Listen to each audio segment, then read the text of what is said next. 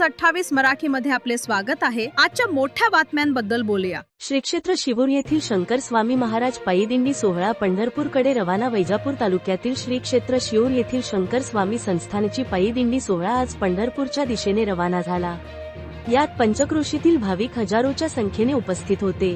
प्रामुख्याने संस्थानचे उपाध्यक्ष हरिभक्त परायण सारंगधरजी महाराज भोपळे यांच्या मार्गदर्शनाने हा दिंडी सोहळा रामकृष्ण हरी, विठ्ठल विठ्ठल, ज्ञानोबा माऊली तुकाराम या नामाचा जल्लोष करीत पंढरपूरच्या वाटेने निघालेला आहे।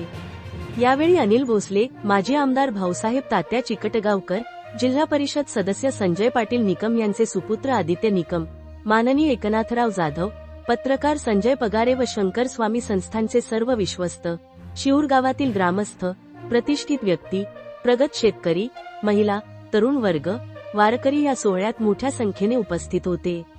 इंडिया न्यूज 28 वैजापूर तालुका प्रतिनिधी अनिल सूर्यवंशीची रिपोर्ट।